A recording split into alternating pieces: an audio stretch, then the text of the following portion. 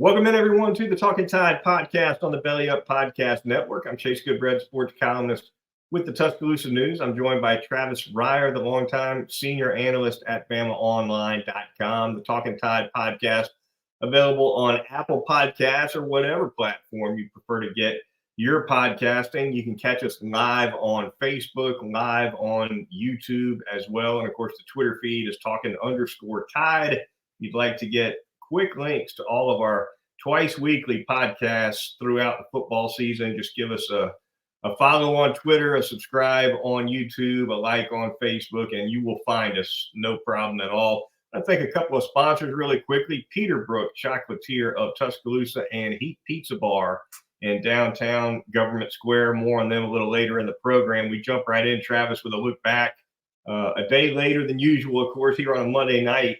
But with the benefit of an additional Nick Saban press conference, we look back at Alabama's 40-17 road win over Mississippi State. It bumps Alabama up to 4-1 on the season, 2-0 in conference play. And Travis, a pretty complete win, I think, in all three phases of the game for the most part for Alabama. Took control of this game. Never felt like Mississippi State was in command of this one. And really, I think the takeaway for me, Travis, more than anything else in this game, I felt like this was the first game all season where we saw a legitimate push from that offensive line. You saw some double teams working together like we haven't before. And we saw some running backs that were sprung for 3, 4, 5 yards before contact. And that's kind of what we've been waiting to see a little bit from this running game. And, they didn't run for 300 yards or anything. The numbers for the team were 43 for 193 rushing. Nothing wrong with that at all. But setting the numbers aside, it just looked like an offensive line that was in sync and getting the job done up front. Yeah, they avoided a couple of bullets there early with some loose footballs on the ground, both on offense and the special teams. And kind of felt like when they survived those moments, they would have a chance to take the game by the throat, and they were able to do it. And you're right, not 300 yards rushing, but in the first half anyway, 150 plus. So very effective. Of course, had the explosive play from Jalen Milroe on the quarterback run for 53 yards and a touchdown, but certainly more along the lines, a continuation of more of what we expected to see from this Alabama team in terms of how it would go about its business on a weekly basis. No doubt about it. Encouraging performance, especially for that offensive line, both in run blocking and pass protection. I know Mississippi State was down a guy or two along that defensive front, but look, South Florida isn't the 85 Bears either, and Alabama struggled in some moments against that defense. So execution still looked like it was on the uptick for Eric Wolford's group.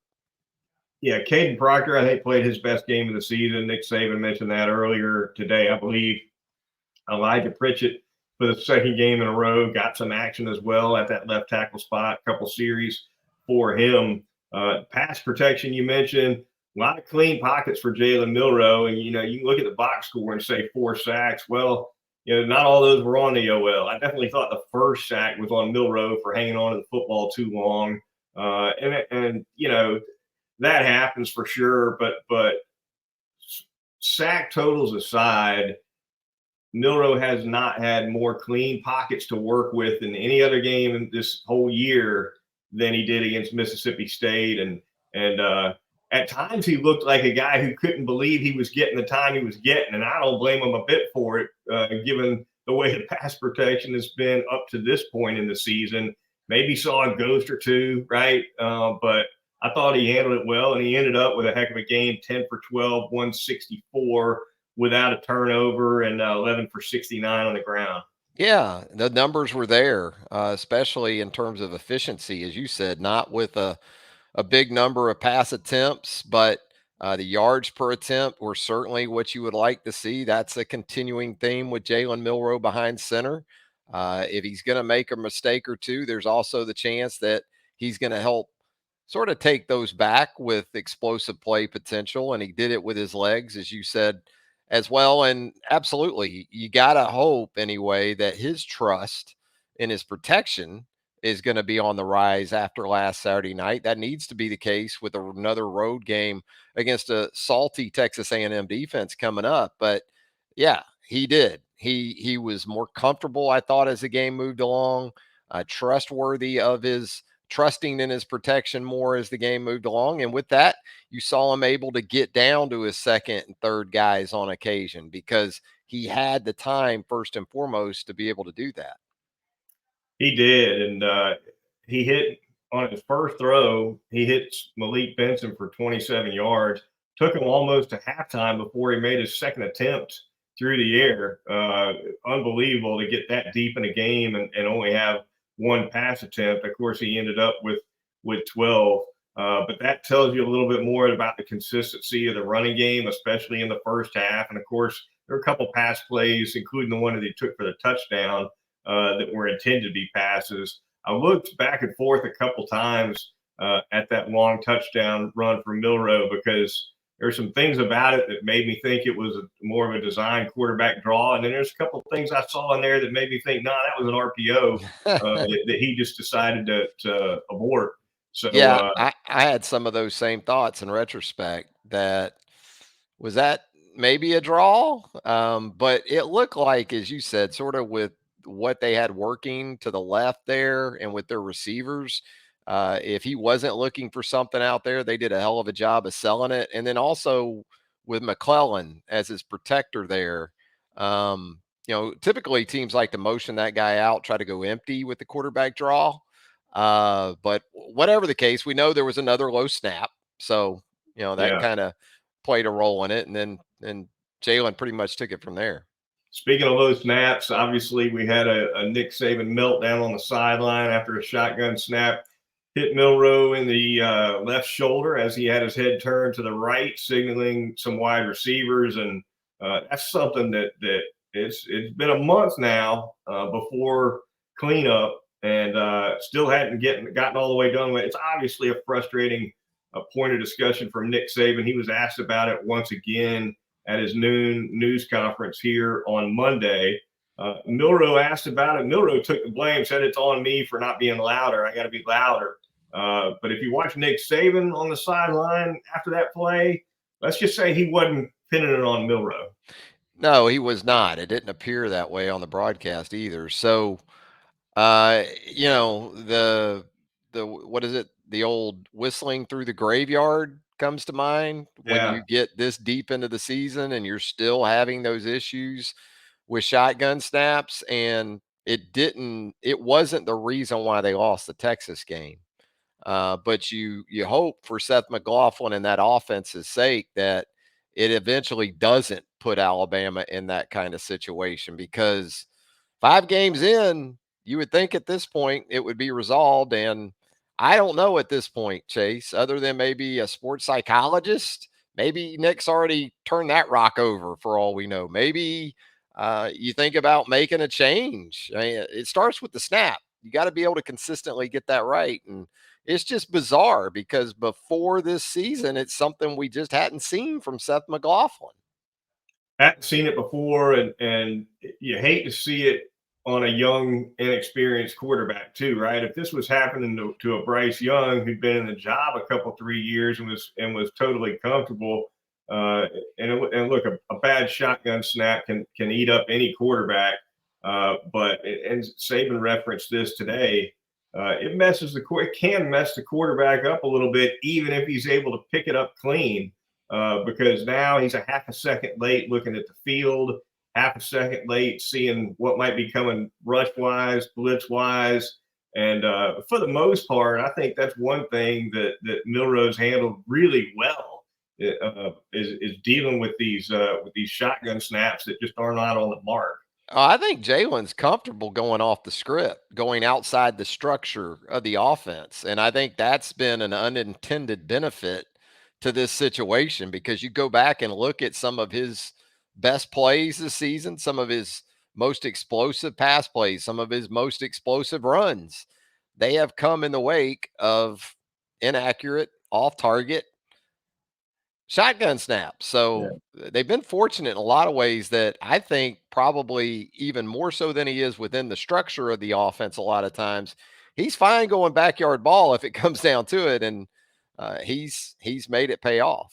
It's almost like that free play on a 5-yard offside, right? Let's Yeah, see what we can make happen, and yeah. whatever the outcome is, it's certainly not on Milrow when that ball dribbles to his ankles, goes over his head, or what have you. All right, Travis, defensively for Alabama, we'll look at that side of the ball as well.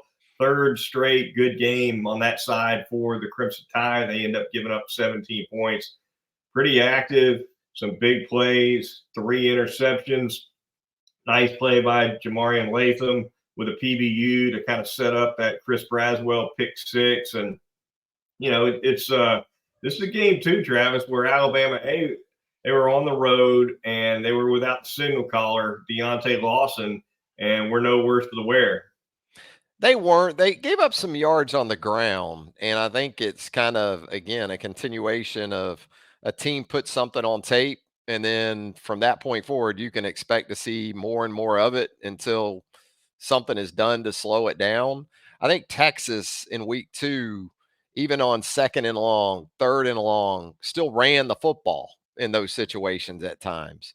And we've seen a continuation of that. And if you go back and watch this Mississippi State game, 2nd and 8, 2nd and 11, 3rd and 10, I think it was, 3rd and 11. And Will Rogers converts with a quarterback draw that looked just like the one Jackson Dart scored on in Tuscaloosa in that 3rd and goal. So the book is out there a little bit. I think obviously you get teams in nickel and dime personnel, they get a little lighter in the box. And also, the personnel is of the mindset and the scheme is of the approach that we're going to get after the quarterback here in a long Mm-hmm. distance situation. So you start running some maybe pass rush games, some different things. You run yourself out of gaps, and then you got an offense hitting for a big run in those situations. I thought perimeter runs were problematic for Alabama on Saturday night, especially. So that's out there now for Texas A&M, and I'm sure Jimbo and Bobby are going to look to put that to use this week. Yeah, no doubt the Alabama pass defense against Mississippi State was better than the run defense.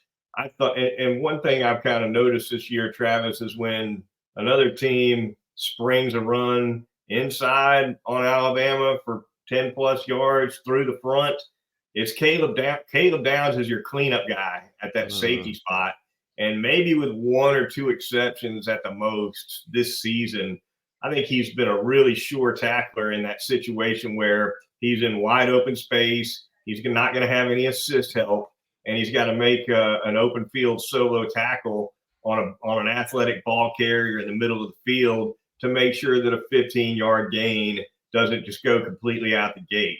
Yeah, you go back to his high school tape, and that was one of the things that really stood out that the guy could flat out tackle. He can run that alley, and he is, with emphasis, a tackler in those situations. And I thought, for, as you said, one of the rare times this season, you saw him actually miss a tackle on that opening possession for State of the second half when they went down and got into the end zone to make it a 31-17 game. Both he and Malachi Moore had an opportunity to make a stop, and both those guys have been pretty much lights out tackling. That was one of the few occasions this season where they didn't get a guy on the ground. But I think Alabama feels good about those 2 guys, especially, and really their perimeter guys. Terrion Arnold can tackle. Kool-Aid's a better edge setter and tackler than he probably gets credit for because he's so good in coverage. They've got some guys they feel good about in those situations. Pass defense looking better and better. A lot of heat coming from Turner and Braswell. If I'm not mistaken, those 2 guys are, according to the pressure metrics that you can find at places like PFF, 2 of the top pressure guys in the country in terms of getting heat on the quarterback. Turner with another sack, strong game for those 2, and things are looking good for this defense, especially the pass defense right now. Speaking of 2 guys that you can rely on, Travis, how about Will Reichard and James Burnip as a tandem in Starkville? Once again, Reichard absolute money with the field goals. I thought Alabama absolutely made the right decision in the first half with a 4th and 2 around the Mississippi State 30-yard line. to just go out there and give it to Reichard and take your three right there instead of going for it. He delivers like he's delivered all year. He's up to 24 straight conversions on field goals now. And James Burnip with the 67-yard bomb that was down inside the one, all very nearly got another one down inside the one. Just a tremendous effort from both of them. Yeah, hard to imagine there being a better kicker punter duo in college football right now than the two that are at Alabama. And Reichard, it's huge because it's something you can also sell to Jalen Milroe. There's situations where you don't have to force the football. We got a guy that's going to make 95% of his field goal attempts. So let's take care of the ball. And I thought Jalen did a better job of that too. There were some situations there where Jalen could have tried to force something maybe, but checked it down instead and preserve the points because you've got a guy like Will Reichard that's going to cash in far more often than not. And Burnip's been fascinating to watch. This guy from Australia, relatively new, if not entirely new to American football. So there was going to be an adjustment period, but he's doing a pretty damn good J.K. Scott imitation at this point. I can't recall a jump like we've seen in punting average. He averaged 42 plus last year. He's averaging 48 plus, almost 49 this year. 6+ yards, 6 point something more from one year to the next, Travis. There's some extra juice in that leg. There is. And again, I think it just took some time. Really, from his start at Alabama, you could tell he was comfortable with the Australian rules approach with the nose down. But where you've seen the real transformation for him is that he has gotten comfortable with the traditional nose up style of punting. And that allows him to flip the field even more so than he was before. And he was pretty good in terms of even flipping the field with the nose down, but now that he can also get that nose up, I think that's added to that average. Connor Talty with that solo tackle on a kickoff return. I asked Nick Saban about that at the noon press conference. He said he doesn't want to see another kicker make a tackle this year if he can help it. But nice job by Talty there on a kickoff return that could have gone a lot longer for Mississippi State. They actually broke a couple of kickoff returns for 30+ yards, but yeah, Nick said he only makes those kickers tackle in camp, Travis. Once they get in season, he just wants them kicking. You got to protect Will Reichard and James Burnip at this point at all costs. So it was interesting. It was fun though watching the replay of Talty's tackle because everybody's coming over on the sideline, patting him on the head. Nick's over there like this. Why did we give up the edge to start with? I mean, he was ticked that, as he said in his answer to your question on Monday, that Talty had to make the tackle in the first place. He didn't like that, even though there were some guys out there maybe that aren't out there usually. Of course, Nick Saban not happy with the kicker making the tackle, and Reichard nearly had one, as you alluded to earlier, because Tulu broke one, and they were kind of fortunate to corral him and keep that as limited as they did. Reichard, I believe, has got an Iron Bowl tackle on his resume, doesn't he? Reichard, I feel okay about. I get the sense Reichard, plus he's a veteran. I don't want him one-on-one with Tulu Griffin in the open field, but I would like his chances more so than some other guys. Alabama's had some guys in the past now, more so probably punters that you could count on. PJ Fitzgerald, Saban's first punter at Alabama, he was a really good high school football player out of South Florida. So he punted at Alabama, but he could make some plays. He would make some plays. They tried him on fakes and all kinds of stuff too. So those kind of guys, though, few and far between. Always fun too when a kicker makes a tackle. The guy who gets tackled by the kicker, they feel like that's the most embarrassing thing that could possibly happen to them. And it doesn't matter which sideline you're on. If you're on the wrong sideline, you're going to hear about it. If you're on your own sideline, you're going to hear about it. Well, and you're just thinking about Monday film already too, because that's the one that gets shown in the team room, not just in the position room or the special teams room. Talkin Tide podcast on the Belly Up Podcast Network, the Twitter feed Talkin_Tide. Going to thank a couple of sponsors here really quickly. We're going to start by telling you a little bit about Heat Pizza Bar. You cannot beat the pizza down there at Heat in Government Square in downtown Tuscaloosa. Frank Fleming's fantastic staff is going to get you taken care of with some of the best pizza you can possibly have. One of my favorites is the standard. It's got house red sauce, pepperoni, Italian sausage, green peppers, sweet onion, and mozzarella. Can't go wrong with the standard. I love it. Great place to go with a full bar as well and a fun atmosphere. Get you away from the craziness of the strip and have some of this great food down at Heat. They've got great daily specials too, including that Thursday special, which is a pepperoni or cheese pizza for just $8 from 2 to 6 p.m. and also $3 off on cocktails from 11A to 10 p. That's on Thursdays over at Heat. So the next time you're in the mood for some great pizza, go see Frank Fleming, and they'll get you taken care of at 2250 6th Street downtown in Government Square. I'm going to tell you about Peterbrook Chocolatier out there at 1530 McFarland Boulevard North in the Indian Hills section of Tuscaloosa. That great staff out there at Peterbrook, 16 years in business now for your favorite, our favorite chocolatier in all of West Central Alabama. That great chocolate covered popcorn, the signature item for all these years with Peterbrook, the chocolate footballs, and of course, Halloween. We're officially in October, so it's right around the corner. Go ahead and get those treats squared away for Halloween for you and yours right there at Peterbrook Chocolatier, 1530 McFarland Boulevard North in the Indian Hills section of Tuscaloosa.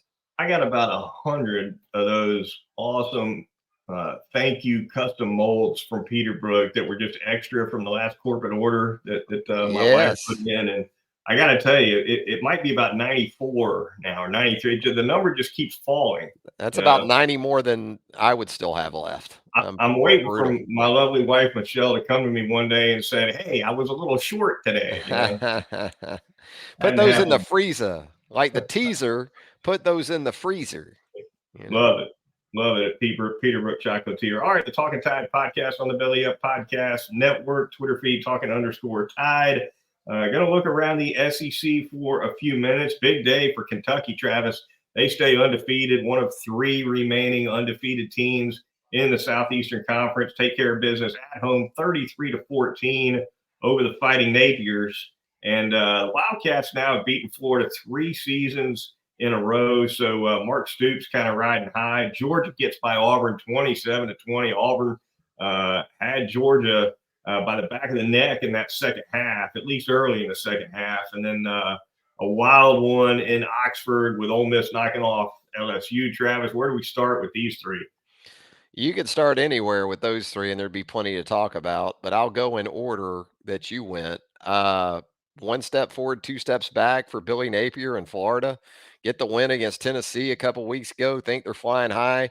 Then there's a bit of a hangover performance against Charlotte. You write it off to being a little lethargic after Tennessee, and then just lay an egg in Lexington. And 280. Oh gosh, yeah. 280. I mean, oof. And then of course the Georgia Auburn game. I mean, if it's not for Brock Bowers, I don't know. Does Georgia win that game? The guy is just an animal. You know, he's a freak.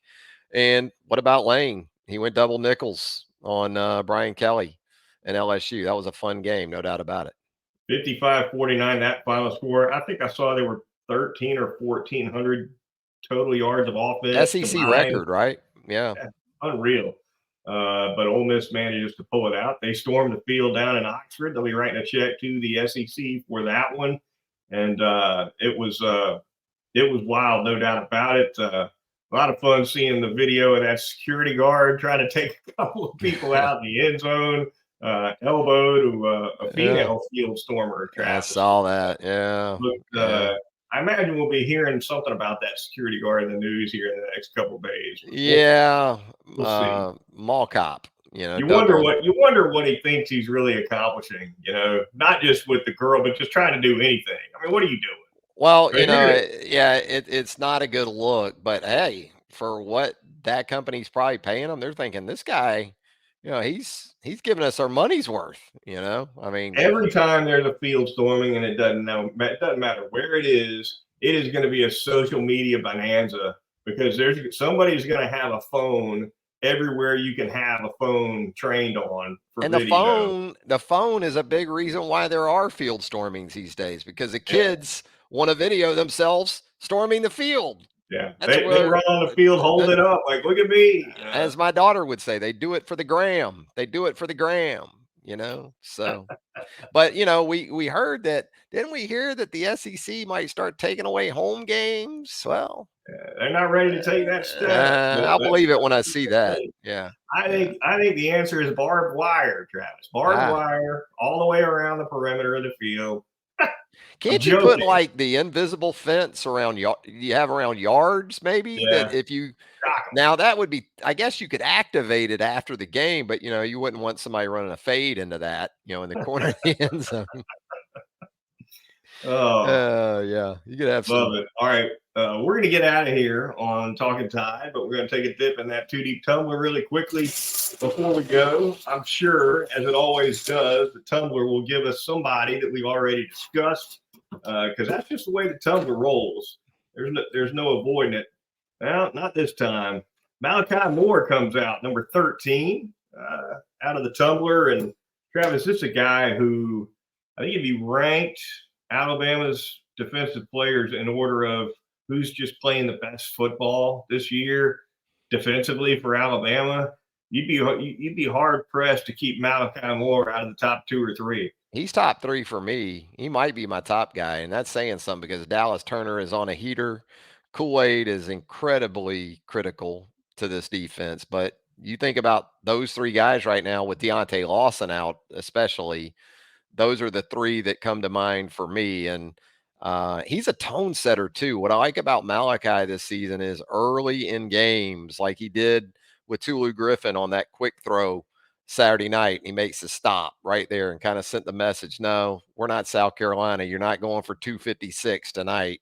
And he'll have another big challenge on his hands this week because Anais Smith, you got to think, is going to be working inside for Texas A&M. So, it used to be you would look at the corners and there'll be some matchups out there this week for Kool-Aid and Terry and Arnold too. But nowadays, man, just because you play that star position doesn't mean you get the third receiver. If anything, these coordinators now have figured out we want to try to get our ones inside more and get those matchups against those star defensive backs. Yeah, you never know. And if it's more of a Petrino game, you'd expect to see a lot of those shallow crossers, that Petrino likes to run. So that's something to watch out for too. For me, I like zone against that stuff because if you can catch that right, you can send a real message. You can Um, ring a bell for yeah, no sure. doubt. All right, Yeah. that's going to do it for this edition of the Talking Tide podcast. Be sure to join Travis and I a little bit later in the week, and we'll be further previewing Alabama's upcoming road game against Texas A&M. Until then, for Travis Reier, BamaOnline.com, I'm Chase Goodbread, sports columnist with the Tuscaloosa News. We'll talk to you soon right here on Talking Tide.